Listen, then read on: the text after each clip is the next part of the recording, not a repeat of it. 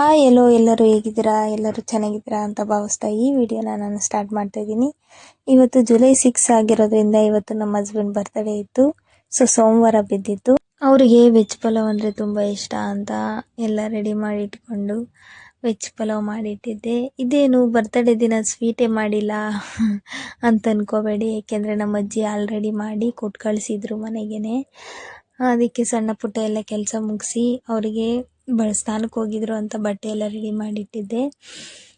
ನಾನು ಆಮೇಲೆ ಸ್ನಾನ ಮಾಡ್ಕೊಬಂದೆ. ಇದೊಂದು ಇನ್ಸಿಡೆಂಟ್ ಆಯಿತು. ಹೂವು ಬಿಡಿಸ್ಬೇಕಾದ್ರೆ ರೇಗಿಸ್ತಾ ಇದ್ವಿ, ಏನು ಹೊಸ್ದಾಗೆಲ್ಲ ಬಟ್ಟೆ ಎಲ್ಲ ಎತ್ತಿಟ್ಬಿಟ್ಟಿದ್ಯಾ ಅಂತ. ಯೂಶ್ವಲಿ ಬಟ್ಟೆ ಎಲ್ಲ ಹತ್ರ ಎತ್ತಿಡಲ್ಲ ನಾನು. ಸೊ ಅದಕ್ಕೆ ಅವ್ರಿಗೆ ಆಶ್ಚರ್ಯ ಆಯಿತು.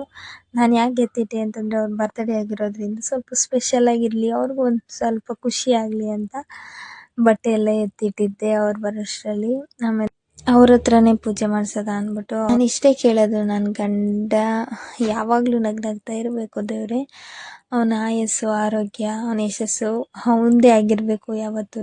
ಪ್ರೆಗ್ನೆಂಟ್ ಆಗಿರೋದ್ರಿಂದ ಸೊ ನಮ್ಮ ಪಾಪ ಬಗ್ಗೆನೂ ಸ್ವಲ್ಪ ಕೇಳ್ಕೊತಾ ಸ್ವಲ್ಪ ಹೊತ್ತು ಕೂತಿದ್ದು ಟೈಮ್ ಪಾಸ್ಗೆ ಅಂತ ಅಂದ್ಬಿಟ್ಟು ಮಾವಿನಕಾಯಿ ತಿನ್ಕೊಂಡು ಕೂತಿದ್ದೆ. ಅವರು ದೇವಸ್ಥಾನಕ್ಕೆ ಹೋಗಿದ್ರು, ನಾನು ಹೋಗ್ತಿಲ್ಲ, ಯಾಕೆಂದರೆ ಸಂಜೆ ಹೋಗೋ ನಾನು ಸುಮ್ಮನೆ ಅದೇ. ಅವರು ಬರ್ತಡೇ ಎಲ್ಲ ಸೆಲೆಬ್ರೇಟ್ ಮಾಡಬೇಡಿ ಅಂತ ಅಂದಿದ್ರು, ಆದರೂ ನೈಟ್ ಮಾಡೋಣ ಅಂತ ಅಂದ್ಕೊಂಡ್ವಿ. ಅಷ್ಟರಲ್ಲಿ ನಮ್ಮ ಅಕ್ಕನಿಂದ ಒಂದು ಕಾಲ್ ಬಂತು, ಬನ್ನಿ ಮನೆಗೆ ಅಂತ.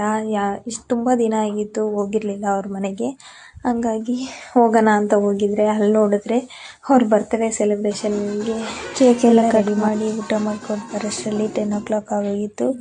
ಸೊ ಇವತ್ತಿನ ದಿನ ಹೀಗಿತ್ತು, ಸಿಂಪಲ್ ಆಗಿತ್ತು ಅಂತ ಹೇಳ್ತಾ ಈ ವಿಡಿಯೋನ ಎಂಡ್ ಮಾಡ್ತಿದ್ದೀನಿ. ಈ ವಿಡಿಯೋ ಇಷ್ಟ ಆಗಿದ್ದರೆ ಲೈಕ್ ಮಾಡಿ, ಶೇರ್ ಮಾಡಿ, ಹಾಗೆ ಫಾಲೋ ಮಾಡೋದನ್ನ ಮರಿಬೇಡಿ. Thank you.